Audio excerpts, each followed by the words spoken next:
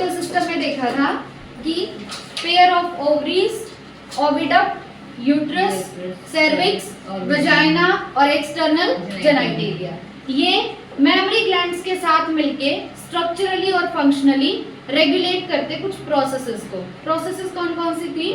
Ovulation, fertilisation, pregnancy, child birth और child care, है ना। अब हमने पढ़ लिया, यूट्रस भी पढ़ लिया, वेजाइना, सर्विक्स सब कुछ पढ़ लिया। अब बचा हुआ क्या है? Mammary gland. A functional mammary gland is a characteristic of all female mammals.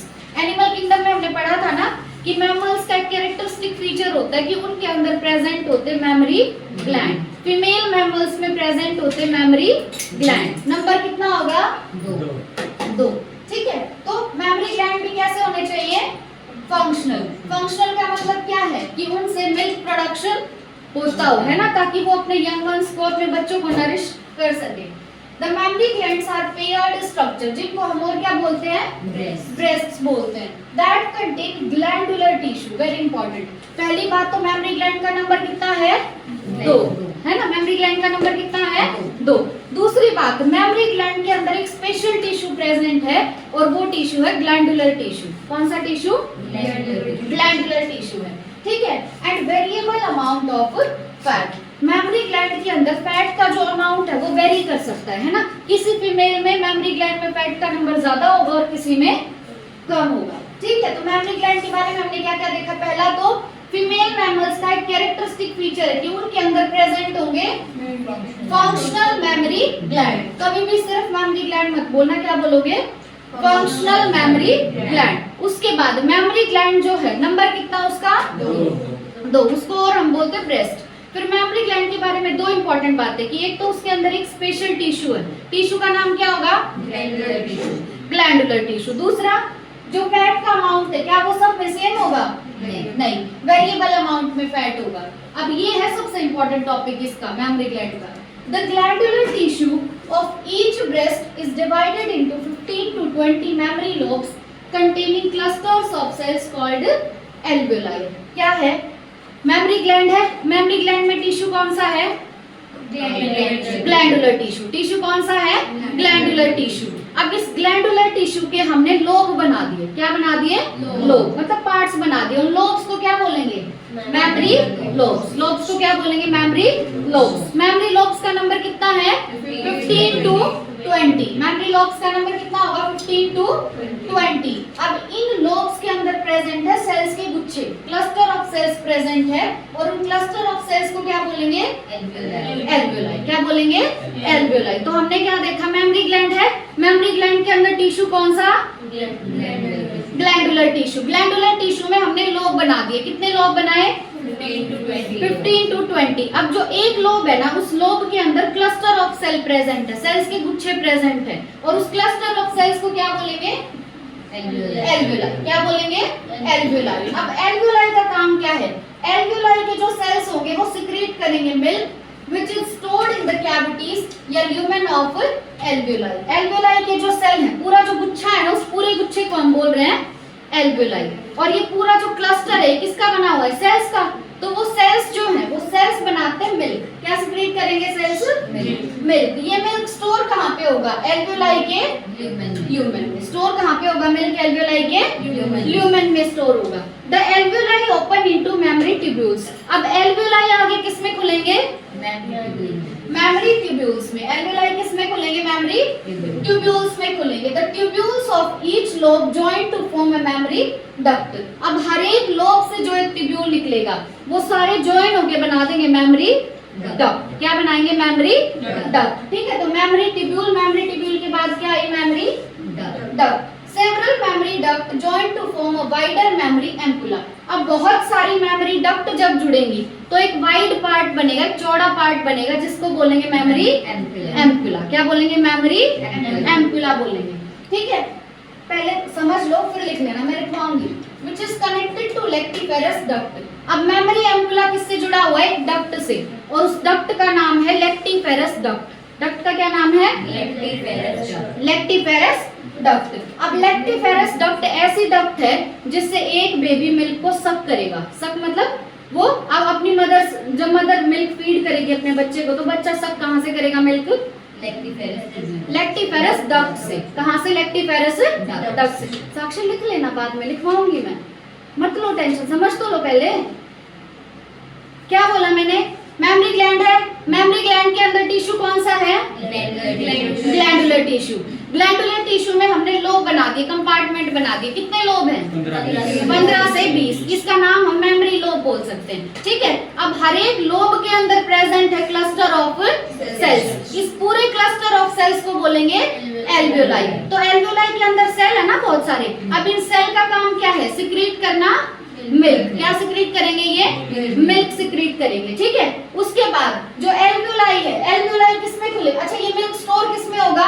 Alveoli के ट्यूब्यूल में। फिर एल्वियोलाई खुलती है मेमोरी ट्यूब्यूल में। एल्वियोलाई किसमें खुलेगी? मेमोरी ट्यूब्यूल में खुलेगी। फिर हर एक लोब की जो ट्यूब्यूल होगी वो जुड़ के क्या बना देगी? मेमोरी डक्ट बना देगी, ठीक है। और बहुत सारे मेमोरी डक्ट जो है वो एक वाइड पार्ट में खुलेंगे। उस वाइड पार्ट का नाम क्या है? Mammary ampulla. फिर मेमोरी एम्पुला जो है वो जुड़ा हुआ है कौन सी डक्ट से?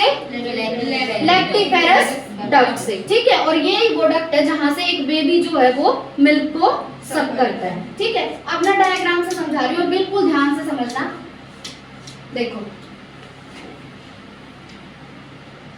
ये है मान लो मेमोरी ग्लैंड।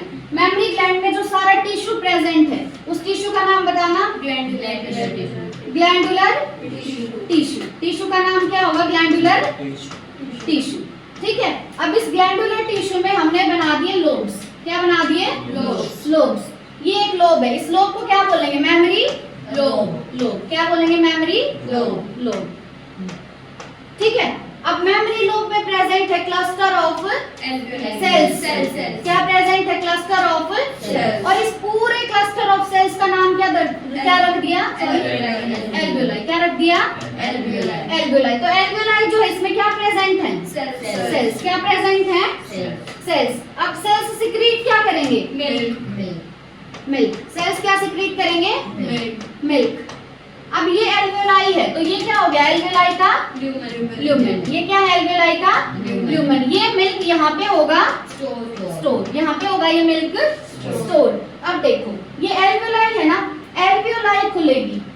एल्वियोलाई किसमें खुलेगी? मेमोरी ट्यूब्यूल में। एल्वियोलाई किसमें खुलेगी? मेमोरी ट्यूब्यूल में। एल्वियोलाई किसमें खुलेगी? मेमोरी ट्यूब्यूल में, ठीक है। बताऊंगी कैसे याद करना है। फिर देखो, एक मेमोरी ट्यूब्यूल यहाँ से निकली, यहाँ की तो एल्वियोलाई प्रेजेंट होगी ना। एक मेमोरी ट्यूब्यूल यहाँ से निकलेगी, सबकी मेमोरी ट्यूब्यूल होगी अपनी अपनी। वो सारी ये जो मेमोरी ट्यूब्यूल हैं वो खुलेंगी एक मेमोरी डक्ट में। ये किस में खुलेंगी? मेमोरी डक्ट में खुलेंगी। फिर मेमोरी डक्ट जो है वो आगे एक वाइड पार्ट में खुलता है। उस वाइड पार्ट का नाम क्या दिया? ये वाइड पार्ट, इसका नाम दिया मेमोरी एम्पुला। इसका नाम दिया मेमोरी एम्पुला। फिर मेमोरी एम्पुला एक डक्ट में खुलता है, उस डक्ट का नाम है लैक्टिफेरस डक्ट। क्या नाम है? Lactiferous duct. अब याद कैसे करना देखो, सीरीज बना लेना अपनी एनसीईआरटी में। सबसे पहले क्या है? Glandular tissue. ये तो याद रह जाएगा ना। सबसे पहले ग्लैंडुलर टिश्यू। फिर ग्लैंडुलर टिश्यू में बनेंगे क्या? लोब बनाए हैं ना, डायग्राम से याद रख लेना। कितने लोब है? 15 to 20 लोब है ना। क्या है? 15 to 20 मेमोरी लोब या सिर्फ लोब बोलो। अब हर एक लोब में प्रेजेंट था क्लस्टर ऑफ सेल्स, जिसको बोला एल्वियोलाई। क्या बोला? एल्वियोलाई। अब बताओ, तुम सोच के देखो, ट्यूब्यूल बड़ी होगी या डक्ट बड़ी होगी? डक्ट। ट्यूब्यूल बड़ी होगी या डक्ट? डक्ट। तो एल्वियोलाई जो ये तो छोटे छोटे हैं, तो ये ट्यूब्यूल में खुलेंगे या डक्ट में? ट्यूब्यूल में। एल्वियोलाई किस में खुलेंगे? ट्यूब्यूल में। तो एल्वियोलाई तो खुलेगा मेमोरी ट्यूब्यूल में। हर एक एल्वियोलाई किस में खुलेगा? मेमोरी ट्यूब्यूल में, ठीक है।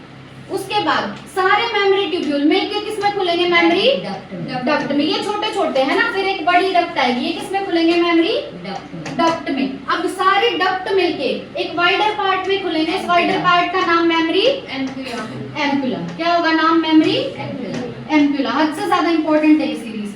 और मेमोरी एम्पुला कौन सी डक्ट में खुलेगा? लैक्टिफेरस डक्ट में। बेबी मिल्क सब कहाँ से करता है? लेक्टिफेरस डक्ट से। मेमरी ग्लैंड में मिल्क बनता कहाँ पे है? एल्वेओलाई। बनता कहाँ पे? एल्वेओलाई के सेल्स में, है ना? एल्वेओलाई के सेल्स बनाते हैं मिल्क। ठीक है, एक बार डायग्राम में देख लो इसको, जो एनसीईआरटी ने दिया है। देखो, a diagrammatic sectional view of mammary gland। देखो, फैट जो है, फैट का अमाउंट अलग अलग फीमेल में क्या होगा? अलग अलग, है ना? वेरिएबल अमाउंट ऑफ फैट होगा। उसके बाद सबसे पहले क्या है? Memory lobe. मेमोरी लोब का नंबर कितना होगा? 15 से 20। ठीक है, मेमोरी लोब के बाद हर एक लोब में क्या प्रेजेंट है?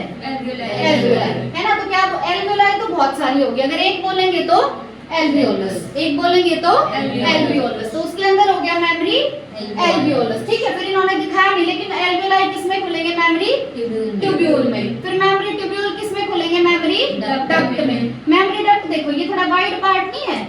एम्पुला। वाइड पार्ट को क्या बोलेंगे? Mammary ampulla. फिर मेमोरी एम्पुला मिलके किसमें खुल गए? लेक्टिफेरस डक्ट में। यहाँ पे प्रेजेंट है निप्पल।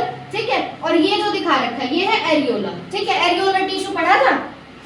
हाँ, स्ट्रक्चरल ऑर्गेनाइजेशन में। ठीक है, ये एरियोला हो गया। अब ये अलग लेबलिंग दी है इन्होंने। यहाँ पे जो मसल प्रेजेंट है, इस मसल का नाम क्या है? Pectoralis major muscle. क्या नाम है? Pectoralis major muscle. उसके बाद अब ये है मसल बिटवीन रिब्स। ये जो रेड कलर का स्ट्रक्चर दिख रहा है ये क्या है? रिब। और रिब के बीच में जो है वो क्या प्रेजेंट है? मसल। ठीक है, तो अलग बात क्या बताई है? पेक्टोरालिस मेजर मसल्स प्रेजेंट है मेमोरी ग्लैंड में। ठीक है, post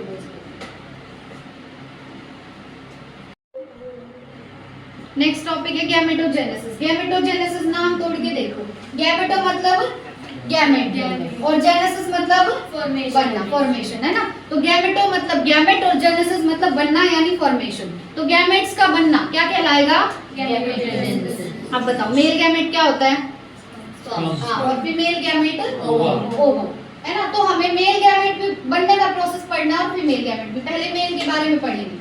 the primary sex organ, male के अंदर प्राइमरी सेक्स ऑर्गन क्या था? टेस्टिस। फीमेल में प्राइमरी सेक्स ऑर्गन क्या था?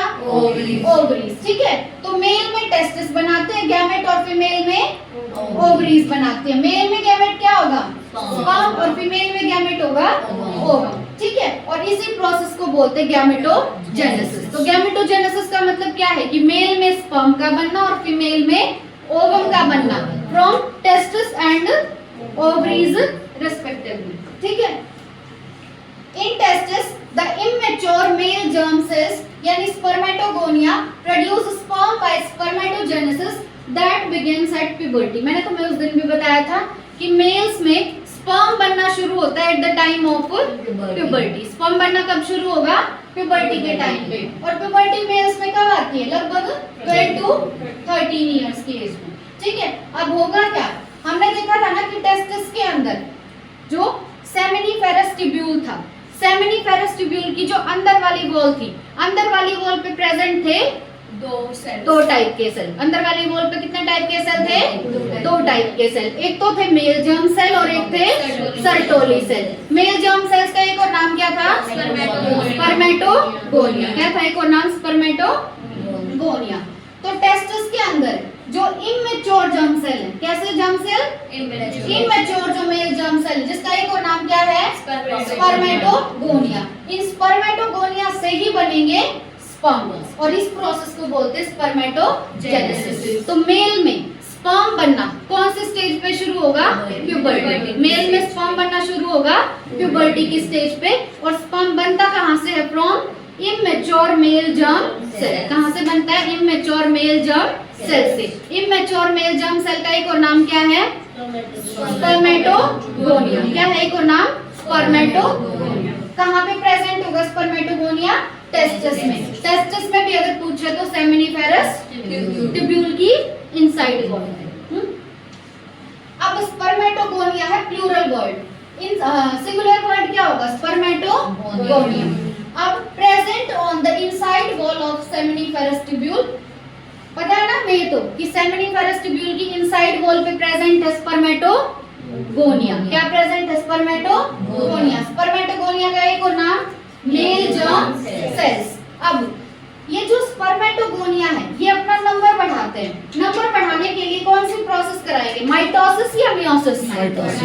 माइटोसिस। नंबर बढ़ाने के लिए हम मियोसिस क्यों नहीं करते, क्योंकि मियोसिस है रिडक्शनल डिवीजन। मियोसिस में तो क्रोमोसोम का नंबर हाफ हो जाएगा, लेकिन हमें क्रोमोसोम का नंबर तो उतना ही रखना है, बस सेल का नंबर बढ़ाना है। तो स्पर्मेटोगोनिया को अगर अपना नंबर बढ़ाना है तो वो कौन सी प्रोसेस में जाएगा, माइटोसिस।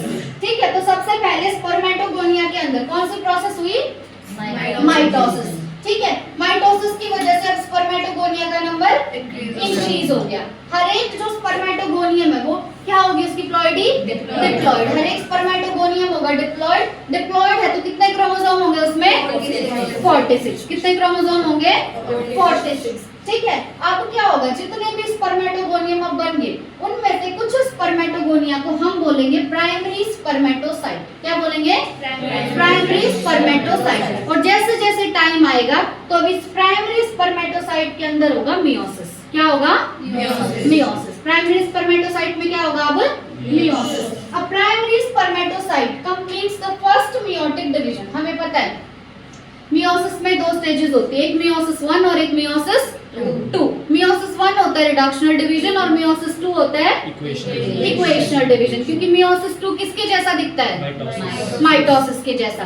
तो क्या हुआ कि ये जो प्राइमरी स्पर्मेटोसाइट है, प्राइमरी स्पर्मेटोसाइट का फर्स्ट मियोसिस हो गया, मियोसिस 1 कंप्लीट। मियोसिस 1 को क्या बोलते हैं, रिडक्शनल डिवीजन। ठीक है, अब मियोसिस 1 अगर हो गया तो मियोसिस 1 से कितने सेल बनेंगे, 2। ठीक है, अब रिडक्शनल डिवीजन है तो क्रोमोसोम नंबर सेम रहेगा या हाफ हो जाएगा, हाफ। तो क्रोमोसोम नंबर क्या हो गया, अब हाफ। पहले डिप्लॉइड सेल थे तो अब बन गए हैप्लॉइड सेल। और अब जो सेल बनते हैं उसको बोलते हैं सेकेंडरी स्पर्मेटोसाइट। क्या बोलेंगे, सेकेंडरी स्पर्मेटोसाइट। बना के बताऊंगी, बस ओवरव्यू ले लो एक बार। Which have only 23 chromosome। अब ये सेकेंडरी स्पर्मेटोसाइट हैप्लॉइड है तो क्रोमोसोम का नंबर कितना होगा, 23। The secondary spermatocyte undergo the second meiotic division। अब सेकेंडरी स्पर्मेटोसाइट में होगा मियोसिस 2। क्या होगा, मियोसिस 2। मियोसिस 2 कैसा डिवीजन होता है, इक्वेशनल। कैसा डिवीजन होगा, इक्वेशनल। तो सेकेंडरी स्पर्मेटोसाइट में मियोसिस 2 होगा और यहाँ से हमें मिलेंगे स्पर्मेटिड्स। क्या मिलेंगे, स्पर्मेटिड्स। इनकी प्लॉइडी भी होगी हैप्लॉइड। और मियोसिस, पूरा मियोसिस जब हो जाता है तो लास्ट में हमें कितने सेल मिलते हैं, 4। कितने सेल मिलते हैं, 4। तो स्पर्मेटिड का नंबर कितना होगा, 4। स्पर्मेटिड का नंबर कितना होगा, 4। What would be the number of chromosome in spermatid? Spermatid में क्रोमोसोम नंबर 23। क्रोमोसोम नंबर कितना होगा, 23। The spermatids are transformed into spermatozoa by the process called spermiogenesis। अब ना दो प्रोसेस हैं, एक तो स्पर्मियोजेनेसिस और एक स्पर्मिएशन। 95% जनता कंफ्यूज रहती है इसमें, तो बिल्कुल ध्यान से समझना। हमें कहाँ तक पहुँच गए हम, स्पर्मेटिड तक। अब स्पर्मेटिड जो है यही चेंज हो जाएगा स्पर्मेटोजोआ में। स्पर्मेटोजोआ किसका दूसरा नाम है, स्पर्म का। तो स्पर्मेटिड जब स्पर्मेटोजोआ में चेंज हो गया, इस प्रोसेस का नाम है स्पर्मियोजेनेसिस। स्पर्म मतलब स्पर्म हो गया, जेनेसिस मतलब बनना। तो स्पर्म का बनना मतलब स्पर्मियोजेनेसिस। उसके बाद क्या है, after spermiogenesis sperm head becomes embedded in the Sertoli cell. Spermiogenesis हो गया मतलब स्पर्म का फॉर्मेशन हो गया। अब जो स्पर्म का हेड है वो एम्बेड हो जाएगा, धस जाएगा। कौन से सेल में, सर्टोली सेल में। और इसके बाद इन स्पर्म्स को रिलीज कर दिया जाता है फ्रॉम सेमिनिफेरस ट्यूब्यूल। इस प्रोसेस को बोलते हैं स्पर्मिएशन। इस प्रोसेस को क्या बोलेंगे, स्पर्मिएशन। अब समझा रही हूँ, बिल्कुल ध्यान से समझना। देखो टॉपिक क्या है हमारा, स्पर्मेटोजेनेसिस। टॉपिक क्या है, स्पर्मेटोजेनेसिस। इसके लिए हमें पता होना चाहिए कि मेल के अंदर टेस्टिस में प्रेजेंट होती है सेमिनिफेरस ट्यूब्यूल। क्या होता है, सेमिनिफेरस ट्यूब्यूल। अब सेमिनिफेरस ट्यूब्यूल की जो इनर वॉल है, इस इनर वॉल पे प्रेजेंट है 2 टाइप के सेल। कितने टाइप के सेल, 2 टाइप के सेल। जो पहले टाइप के सेल है वो देखो, पहले टाइप के सेल का नाम क्या है, मेल जर्म सेल्स। क्या है इनका नाम, मेल जर्म सेल्स। या एक और नाम है इनका, क्या है, स्पर्मेटोगोनिया। क्या है नाम, स्पर्मेटोगोनिया। स्पर्मेटोगोनिया। अगर प्लूरल है तो स्पर्मेटोगोनिया और सिंगुलर है तो स्पर्मेटोगोनियम। अब बिल्कुल ध्यान से समझना, स्पर्मेटोगोनिया है, क्या अब तक कोई मियोसिस हुआ है? नहीं। कोई मियोसिस नहीं हुआ तो प्लॉइडी क्या होगी? 2n। प्लॉइडी क्या होगी? 2n। मतलब स्पर्मेटोगोनिया की प्लॉइडी क्या है? 2n। 2n मतलब इसमें कितने क्रोमोसोम हैं? 46। तो स्पर्मेटोगोनिया में कितने क्रोमोसोम है? 46। अब जो स्पर्मेटोगोनिया है ना, ये है इनमेच्योर जर्म सेल। ये क्या है? Immature germ cell. तो स्पर्मेटोगोनिया का मन किया कि मेरे को मेरा नंबर बढ़ाना है, सो टू इंक्रीज नंबर बढ़ाने के लिए स्पर्मेटोगोनिया में कौन सी प्रोसेस होगी? माइटोसिस। स्पर्मेटोगोनिया में कौन सी प्रोसेस होगी? माइटोसिस। और माइटोसिस में क्रोमोसोम का नंबर कम नहीं होता, इक्वेशनल डिवीजन नहीं है। तो स्पर्मेटोगोनिया जो है, यहाँ भी स्पर्मेटोगोनिया ही रहेगा क्योंकि सिर्फ नंबर इंक्रीज हुआ है ना। तो अब भी स्पर्मेटोगोनिया की प्लॉइडी क्या है? 2n है ना, यानी 46 क्रोमोसोम है। अब इन स्पर्मेटोगोनिया में से कुछ जो स्पर्मेटोगोनिया है वो बना देंगे प्राइमरी स्पर्मेटोसाइट। क्या बना देंगे? Primary spermatocyte. तो अगर कोई प्राइमरी स्पर्मेटोसाइट की प्लॉइडी पूछे 2n। जब तक मियोसिस ना हो क्रोमोसोम का नंबर 2n रहेगा। तो प्राइमरी स्पर्मेटोसाइट की प्लॉइडी भी 2n, क्रोमोसोम नंबर 46। अब शुरू होगा मियोसिस। अब क्या शुरू होगा? मियोसिस। मियोसिस में हमें पता है पहले होता है मियोसिस 1 और फिर होगा मियोसिस 2। मियोसिस 1 को हम बोलते हैं रिडक्शनल डिवीजन और मियोसिस 2 को बोलते हैं इक्वेशनल डिवीजन। यहाँ पे क्रोमोसोम का नंबर हाफ हो जाएगा पर यहाँ पे क्रोमोसोम का नंबर सेम रहेगा। तो प्राइमरी स्पर्मेटोसाइट में अब क्या होगा? मियोसिस 1। इसमें क्या होगा? मियोसिस 1, जो कि कैसा डिवीजन है? रिडक्शनल डिवीजन है। अब प्राइमरी स्पर्मेटोसाइट में मियोसिस हुआ, मियोसिस 1 कंप्लीट हुआ और यहाँ से बना सेकेंडरी स्पर्मेटोसाइट। अब इसकी प्लॉइडी इंपॉर्टेंट है। सेकेंडरी स्पर्मेटोसाइट की प्लॉइडी क्या होगी? n। सेकेंडरी स्पर्मेटोसाइट की प्लॉइडी होगी n। मतलब ये कैसे सेल हैं? हैप्लॉइड। कैसे सेल हैं? हैप्लॉइड। ऊपर वाले सारे थे डिप्लॉइड। सेकेंडरी स्पर्मेटोसाइट में क्रोमोसोम का नंबर 23 होगा। अब सेकेंडरी स्पर्मेटोसाइट जो है इसके अंदर होगा मियोसिस 2। इसमें होगा मियोसिस 2। लेकिन मियोसिस 2 तो होता है इक्वेशनल डिवीजन। इक्वेशनल डिवीजन का मतलब क्या है? यहाँ 23 क्रोमोसोम है तो नीचे भी क्रोमोसोम का नंबर 23 ही होगा। तो सेकेंडरी स्पर्मेटोसाइट से अब हमें मिलेंगे स्पर्मेटिड्स। क्या मिलेंगे? स्पर्मेटिड्स। स्पर्मेटिड्स की प्लॉइडी बताना n। स्पर्मेटिड्स की प्लॉइडी n, यानी क्रोमोसोम नंबर 23। अब यहाँ पे देख के एक बात बताओ, शुरू में हमारे पास ये था स्पर्मेटोगोनिया। क्या था ये? स्पर्मेटोगोनिया। स्पर्मेटोगोनिया में हुआ मियोसिस 1। क्या हुआ? Primary spermatocyte. ये क्या है? Primary spermatocyte. प्राइमरी स्पर्मेटोसाइट में हुआ मियोसिस 1। मियोसिस 1 से कितने सेल बनेंगे? 2। कितने सेल बनेंगे? 2। यानी सेकेंडरी स्पर्मेटोसाइट का नंबर कितना होगा? 2। सेकेंडरी स्पर्मेटोसाइट का नंबर 2। अब इसके अंदर भी होगा मियोसिस 2 और इसके अंदर भी होगा मियोसिस 2। तो ये बन गए स्पर्मेटिड। ये क्या बन गए? स्पर्मेटिड। तो स्पर्मेटिड का नंबर क्या होगा? 4। स्पर्मेटिड का नंबर होगा 4। हमारे पास था प्राइमरी स्पर्मेटोसाइट। प्राइमरी स्पर्मेटोसाइट में हुआ मियोसिस 1। कितने सेल बने? 2। इन दोनों का नाम क्या है? Secondary spermatocyte. तो सेकेंडरी स्पर्मेटोसाइट कितने बने? 2। प्लॉइडी क्या है इनकी? n। फिर सेकेंडरी स्पर्मेटोसाइट से बने स्पर्मेटिड। स्पर्मेटिड की प्लॉइडी क्या है? n। नंबर कितना स्पर्मेटिड का? 4। स्पर्मेटिड का नंबर क्या है? 4। अब देखो स्पर्मेटिड है हमारे पास, लेकिन हमें तो क्या चाहिए? स्पर्म। तो स्पर्मेटिड से बनेगा स्पर्म और स्पर्म का एक और नाम है स्पर्मेटोजोआ। क्या है एक और नाम? स्पर्मेटोजोआ। तो स्पर्मेटिड से बनेगा स्पर्म। इस प्रोसेस को बोलेंगे स्पर्मियोजेनेसिस। क्या बोलेंगे? स्पर्मियोजेनेसिस मतलब स्पर्म का बनना। स्पर्मेटिड उससे भी तो जुड़ता है। अभी आगे जुड़ेगा ना? नहीं, स्पर्मेटेड जुड़ चुका होता है, बाद में जब उसके टाइम पे होता है ना स्पर्म। ये लाइन आगे लिख रखी है सर्टोलिसिस। क्या? ये लाइन जहाँ तक आपने पढ़ा है ना अभी तक, उसके आगे लिख रखी है हाँ, सर्टोलिसिस। वही बता रही हूँ अभी कि जो स्पर्मेटेड है, स्पर्मेटेड का हेड, स्पर्मेटेड का क्या? हेड एम्बेड हो जाता है। एम्बेड मतलब धस जाता है ना? एम्बेडेड इन किसमें? Sertoli cells. स्पर्म का ही होता है, वो गलती से कंफ्यूजन है। अच्छा, स्पर्म का है यहाँ पे। हाँ, स्पर्म का जो हेड है वो एम्बेड हो जाएगा, किसमें एम्बेड हो जाएगा? सर्टोली सेल्स में एम्बेड हो जाएगा। सर्टोली सेल्स में क्यों एम्बेड हुआ? नरिशमेंट के लिए। किसके लिए? नरिशमेंट के लिए। तो स्पर्म का हेड अब सर्टोली सेल्स में एम्बेड हो जाता है। ये सारी प्रोसेस किसके अंदर चल रही है? सेमिनिफेरस ट्यूब्यूल में। किसमें चल रही है ये सारी प्रोसेस? सेमिनिफेरस ट्यूब्यूल में। तो यहाँ पे मेल जर्म सेल तो थे, मेल जर्म सेल के साथ और कौन से सेल थे? Sertoli cell. स्पर्म बन गया, अब स्पर्म का हेड किसमें एम्बेड हो जाएगा? सर्टोली सेल में। फिर स्पर्म को बाहर निकालना है, स्पर्म बाहर जाएगा सेमिनिफेरस ट्यूब्यूल से। जब स्पर्म बाहर जाता है तो इस प्रोसेस को क्या बोलेंगे? स्पर्मिएशन। क्या बोलेंगे?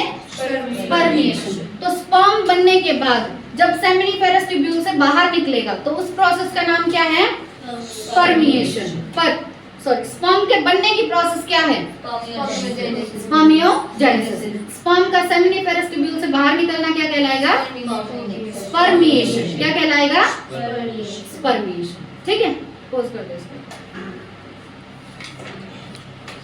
दिखाओ या लिख लिया ये?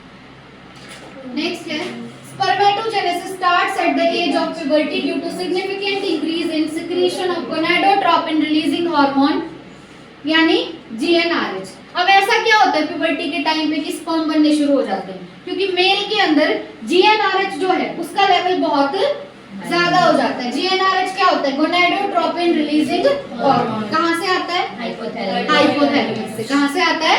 हाइपोथैलेमस से। और ये GnRH एक्ट करेगा किसके ऊपर? पिट्यूटरी के ऊपर। GnRH किस पे काम करेगा? पिट्यूटरी पे, है ना? और पिट्यूटरी से फिर रिलीज होगा कौन सा हार्मोन? LH और FSH, जिनको हम बोलते हैं गोनाडोट्रोपिन, है ना? तो प्यूबर्टी के टाइम पे क्या होता है? मेल में किसका लेवल बढ़ जाएगा? GnRH का। ठीक है, जिसकी वजह से स्पर्मेटोजेनेसिस शुरू हो जाता है। This, if you recall, is a hypothalamic hormone. GnRH क्या है? Hypothalamic hormone। मतलब GnRH कौन से ग्लैंड से आता है? हाइपोथैलेमस से। ठीक है, the increased levels of GnRH then act at the anterior pituitary। फिर ये GnRH पिट्यूटरी के कौन से पार्ट पे काम करेगा? एंटीरियर पिट्यूटरी पे। और फिर एंटीरियर पिट्यूटरी से निकलते हैं LH और FSH। LH और FSH दोनों को मिला के हम क्या बोलते हैं? गोनाडोट्रोपिन। गोनाडोट्रोपिन क्यों बोलते हैं? क्योंकि ये हार्मोन काम करते हैं गोनाड्स के ऊपर। किस पे काम करते हैं ये? गोनाड्स के ऊपर। मेल गोनाड क्या होगा? टेस्टिस। और फीमेल गोनाड होगा ओवरी। LH की फुल फॉर्म क्या है? Luteinising hormone. FSH की फुल फॉर्म है फॉलिकल स्टिमुलेटिंग हार्मोन। अब इनका रोल बहुत इंपॉर्टेंट है। LH act at the Leydig cell. LH किस पे काम करेगा? लेडिंग सेल्स पे काम करेगा। लेडिंग सेल्स का दूसरा नाम बता दो? Interstitial cells. ठीक है, तो LH काम करेगा लेडिंग सेल्स पे and stimulate the synthesis and secretion of androgens. Androgens को हम क्या बोलते हैं? Testicular hormones. एंड्रोजन्स का एक नाम क्या है? Testicular hormones. तो LH जो है ये स्टिमुलेट करेंगे synthesis and secretion of androgens.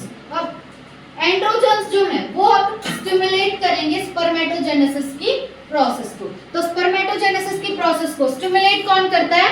Androgens. कौन स्टिमुलेट करेंगे? एंड्रोजन्स। अब काम आएगा FSH का। FSH काम करता है सर्टोली सेल्स पे। FSH किस पे काम करेगा? सर्टोली सेल्स पे and stimulate the secretion of some factors which help in the process of spermiogenesis. अब FSH कौन से सेल्स पे काम कर रहा है? सर्टोली सेल्स पे। ठीक है, और वहां से कुछ फैक्टर्स सिक्रीट कराएगा। ये फैक्टर्स जो है ये कौन सी प्रोसेस में हेल्प करेंगे? स्पर्मियोजेनेसिस में। तो मैं याद है अभी अभी पढ़ा हमने, स्पर्म बना, स्पर्म का हेड फिर किस में एम्बेड हो गया था? सर्टोली सेल्स में। सर्टोली सेल्स पे कौन सा हार्मोन एक्ट कर रहा है? FSH। सर्टोली सेल्स पे कौन सा हार्मोन एक्ट कर रहा है? यहाँ ध्यान दो सारे, सर्टोली सेल्स पे कौन सा हार्मोन एक्ट कर रहा है? FSH। और FSH सर्टोली सेल्स को बोल रहा है कि तू रिलीज कर कुछ फैक्टर्स, और ये फैक्टर्स कौन से प्रोसेस में हेल्प करेंगे? स्पर्मियोजेनेसिस में। स्पर्मियोजेनेसिस का मतलब क्या है? स्पर्म का बनना। स्पर्मियोजेनेसिस मतलब स्पर्म का बनना, पर स्पर्मिएशन होता है स्पर्म का सेमिनिफेरस ट्यूब्यूल से बाहर निकलना। बंद मत करना, इसको लिख लो। देखो, प्यूबर्टी के टाइम पे ही क्यों बने स्पर्म? क्योंकि GnRH का लेवल बढ़ गया। At the time of puberty क्या हुआ इन मेल्स? मैंने ना शायद पीछे एक दो जगह सिंबल में मेल की जगह फीमेल बना दिया, चेक करना अपनी नोटबुक में। मेल्स में क्या होगा? At the time of puberty GnRH का लेवल हाई हो जाएगा, है ना? GnRH का लेवल बढ़ जाता है मेल में at the time of puberty. और GnRH एक कैसा हार्मोन है? Hypothalamic hormone. क्योंकि ये हार्मोन कहाँ से आया है? हाइपोथैलेमस से। अब GnRH जो है वो एक्ट करेगा किसके ऊपर? एंटीरियर पिट्यूटरी पे। GnRH acts at anterior pituitary. Anterior pituitary जो है, अब ये सिक्रीट करेगी गोनाडोट्रोपिन्स। गोनाडोट्रोपिन्स क्यों बोलते हैं? क्योंकि ये एक्ट करते हैं एट गोनाड्स, है ना? Act at gonads. मेल में गोनाड कौन सा होगा? टेस्टिस। और फीमेल में गोनाड होगा ओवरी। अब गोनाडोट्रोपिन्स कौन कौन से हैं? LH और FSH। यहाँ पे सिर्फ मेल के अंदर रोल देख रहे हैं। LH जो है वो एक्ट करेंगे किसके ऊपर? एक्ट एट, बोलो, लेडिग सेल्स। LHS किस पे एक्ट करेगा? लेडिग सेल्स पे। एक और नाम लिख लो साथ साथ, क्या है? Interstitial cells. अब ये लेडिग सेल या इंटरस्टिशियल सेल सिक्रीट भी करेंगे और सिंथेसाइज भी करेंगे, है ना? सिक्रीट एंड सिंथेसाइज इसको एंड्रोजन्स को। एंड्रोजन्स को और हम क्या बोलते हैं? Testicular hormone. ठीक है, अब ये एंड्रोजन्स क्या करेंगे? Stimulate process of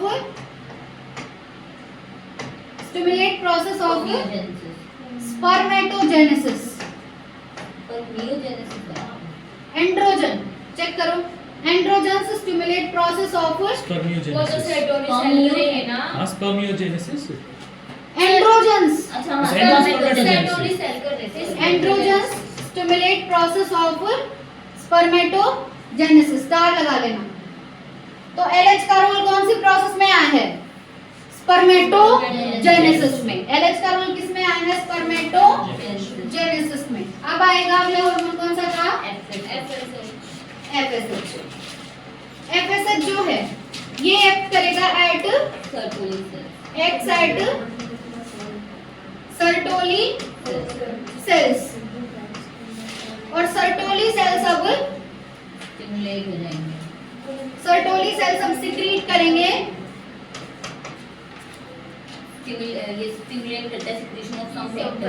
secrete some factors. और ये फैक्टर्स हम हेल्प करेंगे कौन सी प्रोसेस में? विल हेल्प इन, कुछ रह तो नहीं गया ना? Will help in spermiogenesis. Star लगा लेना इस पे भी। पोज कर दो।